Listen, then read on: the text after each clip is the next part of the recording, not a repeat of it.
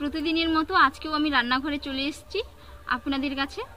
তো আজকে আমি সম্পূর্ণ একটা ইউনিক রেসিপি নিয়ে এসেছি। আটা দিয়ে আজকে আমি একটা ইউনিকভাবে মিষ্টির রেসিপি আমি শেয়ার করব। তো দেখতে হলে আমার সাথে থাকুন। আর এখনও পর্যন্ত আমার চ্যানেলটিকে যারা সাবস্ক্রাইব করেনি, সাবস্ক্রাইব করে নেওয়ার অনুরোধ রইল। আর কোনোদিন যারা মিষ্টি বানায়নি প্রথম, তারাও কিন্তু খুব সহজেই বাড়িতে বানিয়ে নিতে পারবেন এবং বাড়িতে থাকা সবই উপকরণ দিয়েই আজকে আমি আপনাদের এই মিষ্টিটা বানানোর জন্য মূলত যা যা আমি উপকরণগুলো নেব, উপকরণের মাপগুলো যেন ঠিকঠাক থাকে, সবগুলোর মাপ যেন একই রকম হয়, দিলে কিন্তু মিষ্টিটা খুব সুন্দরভাবে সহজেই পারফেক্ট নরম তুলতুলে রসালো মিষ্টি তৈরি করে নিতে পারবেন। তো এর জন্য আমি একটা এই যে প্লেট নিয়েছি, এই প্লেটে একটা আমি খুব সুন্দর আটা দিয়ে একটা ডো তৈরি করে নেব। এই যে আমি একটা বাটি নিয়েছি, এই বাটির হাফ বাটি আমি আটা নিয়েছি। তো এরই মাপ করে আমি গুঁড়ো দুধ নিয়ে নেব। আর গুঁড়ো দুধটা দিলে কিন্তু টেস্ট খুব ভালো হয়, মিষ্টির যে টেস্ট পুরো দ্বিগুণ বাড়িয়ে দেয় কিন্তু। এই যে ঠিক একই মাপের আমি গুঁড়ো দুধ নিয়ে নিয়েছি।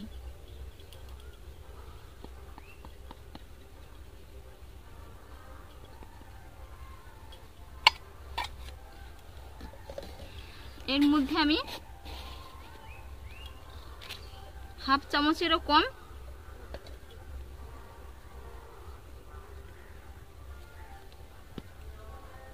বেকিং সোডা দিয়ে দিচ্ছি। এই যে জাস্ট এক চিমটে মতো আমি বেকিং সোডা নিয়েছি, এর মধ্যে দিয়ে দিচ্ছি।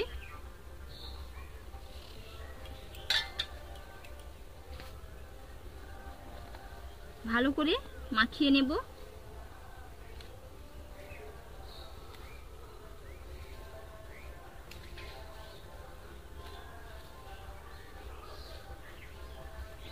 এর মধ্যে আমি ছোট চামচের 2 চামচ ঘি দিয়ে দেব। এই যে বন্ধুরা, ঘিটা দলা পেকে আছে, তো তাই আমি 1 চামচের মাপ করে নিচ্ছি। তো এটা কিন্তু 2 চামচ হয়ে যাবে। এই ঘিটা আমি কিন্তু বাড়িতে তৈরি করেছি। এর যা সেন্ট কি বলবো আপনাদের, মিষ্টিতে দিলে তো এর স্বাদ আরো বেড়ে যাবে এবং সেন্টটাও খুব সুন্দর লাগবে কিন্তু।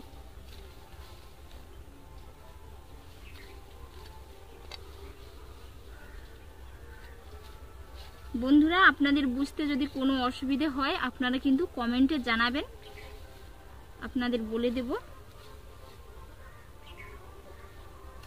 এবং ভিডিওটা স্কিপ না করে পুরোটা দেখবেন, দিলে বুঝতে পারবেন। বন্ধুরা, আমি যেখানে রান্না করি খুবই রোদ লাগে। এই যে আমার মুখে এসে রোদ বাজছে।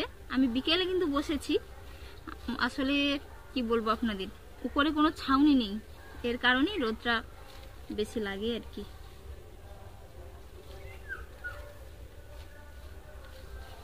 কি সুন্দর সেন্ট বেরোচ্ছে, খুব সুন্দর।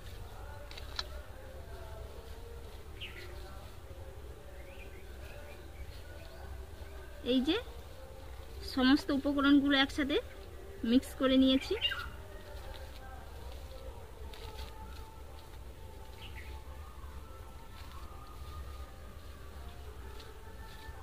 বন্ধুরা, আমি যে আটাটা নিয়েছি,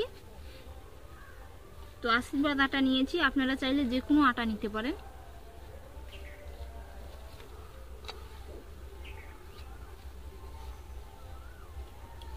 এবার আমি এর মধ্যে অল্প অল্প করে দুধ দেব। দুধ দিয়ে একটা ডো তৈরি করে নেব। গরুর দুধ দিচ্ছি।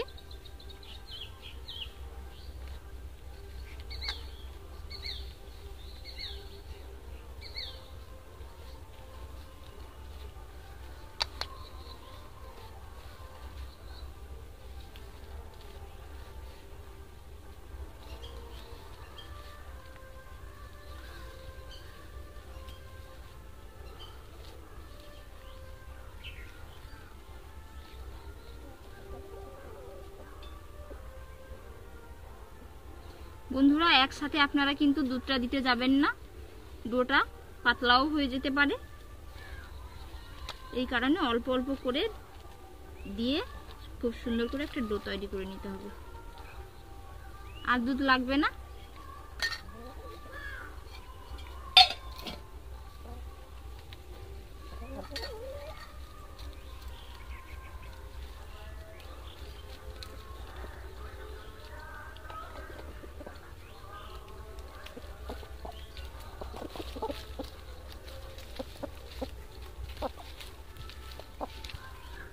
এই যে নরম সফট তুলতুলে একটা ডো বানিয়ে নিয়েছি। এবার আমি এগুলো ল্যাংচার আকারে শেপ দিয়ে দেব। এই যে এগুলো আমি লেচি করে নিচ্ছি।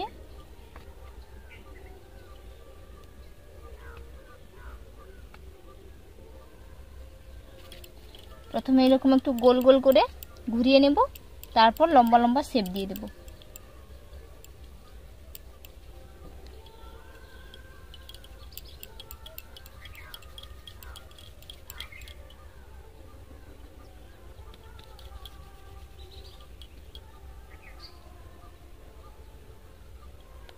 এই যে এরকম করে সবগুলো আমি তৈরি করে নেব।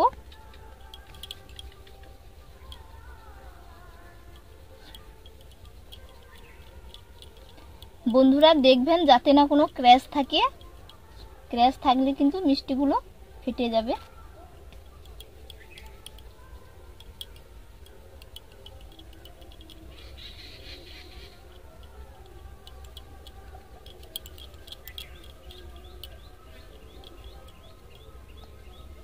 এই যে কোনো ক্র্যাচ নেই, দেখুন কতটা সুন্দরভাবে হয়ে গেছে।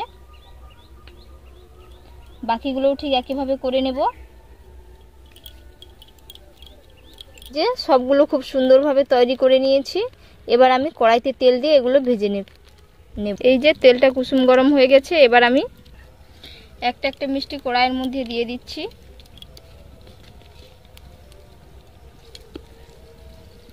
চুলার ফ্লেমটাকে লোতে রেখে দিয়েছি।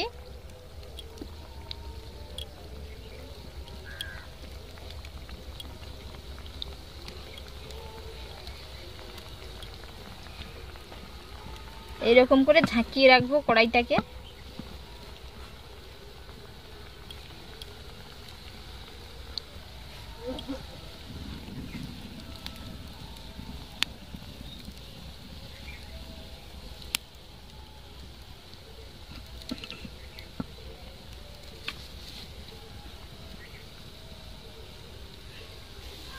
এই যে কত সুন্দর একটা কালার আসছে দেখুন। এক পিঠ উল্টে পাল্টে একবারে চুলার ফ্লেমটাকে লোতে রেখে সবগুলো ভেজে তুলে নেব।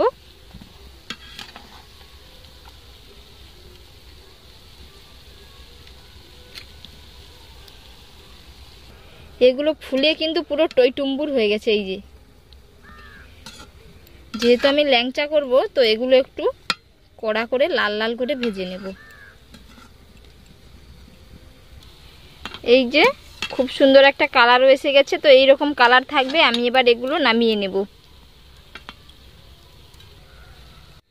এই যে নামিয়ে নিয়েছি। এবার আমি একটা চিনির শিরা বানিয়ে নেব। এই যে আমি একটা বাটি নিয়েছি। এই বাটিতে আমি হাফ বাটি চিনি নিয়েছি। তো এর এক বাটি আমি জল দিয়ে একটা চিনির শিরা বানিয়ে নেব। বন্ধুরা এই বাটিটা বড় বলে আমি এর হাফ বাটি নিয়েছি। যদি আপনাদের বাটিটা একটু ছোট হয় তো আপনারা এখানে এক বাটি নিতে পারেন। এক বাটি জল দিয়ে দিচ্ছি। দিয়ে চিনির একটা খুব সুন্দর করে শিরা তৈরি করে নেব। এর মধ্যে একটা এলাচ আর দারুচিনি দিয়ে দিচ্ছি। এলাচটা ফেটিয়ে দিয়েছি। তো আমি চিনির যে শিরাটা বানাবো এটা এক তার দু তার বা চেটচেটে ভাব হবে না। এটা জাস্ট চিনিটা খুব সুন্দরভাবে গলে গেলে আমি কিন্তু নামিয়ে নেব। এই যে চিনিটা খুব সুন্দরভাবে গলে গেছে। এই যে তো এবার আমি এর মধ্যে মিষ্টিগুলো দিয়ে দেব ভেজে যে রেখেছিলাম। বন্ধুরা চিনির শিরাটা যদি খুব বেশি আঠালো বা মোটা হয়ে যায় তো এ মিষ্টির মধ্যে চিনির শিরাটা ঢুকবে না। তো এই কারণে এটা পাতলা রাখতে হবে। চুলার ফ্লেমটাকে আমি বন্ধ করে দেব। দিয়ে এগুলো দিয়ে আমি 1 ঘন্টার জন্য রেস্টে ঢাকনা দিয়ে ঢাকিয়ে দেব। তারপরে আমি আপনাদের দেখাবো যে এটা কেমন হয়েছে। তো এই যে বন্ধুরা আমি 1 ঘন্টার জন্য রেস্টে রেখেছিলাম। আর দেখুন মিষ্টিগুলো কত নরম সফট হয়েছে। এই যে ভেতরটা কত সুন্দর রসালো হয়েছে। এই যে দেখলেই কিন্তু জিভে জল চলে আসবে। তো আমি আপনাদের একটা কেটে দেখাচ্ছি। দেখুন এই যে ভেতরটা দেখুন কত সুন্দর হয়েছে। এই যে কত নরম সফট হয়েছে আর কত সুন্দর জালিদার হয়েছে, রসালো হয়েছে। তো কি বলবো আপনাদের, বাড়িতে আপনারা কিন্তু খুব সহজে অনায়াসে এইরকম মিষ্টি বানিয়ে নিতে পারবেন। এই যে বন্ধুরা, আটা দিয়ে যে এত সুন্দর মিষ্টি হয়, আপনারা যদি না বাড়িতে একবার বানিয়ে খান তো আপনাদের বিশ্বাস হবে না। তো আপনারা বাড়িতে একবার এই রকমভাবে বানিয়ে খাবেন, খেতে কিন্তু অসম্ভব মজার হয়। আজকের রেসিপি যদি আপনাদের ভালো লেগে থাকে অবশ্যই আপনারা কিন্তু কমেন্টে জানাবেন এবং বাড়িতে আপনারা একবার বানিয়ে খাবেন। তো আপনারা ভালো থাকবেন, সুস্থ থাকবেন, ধন্যবাদ।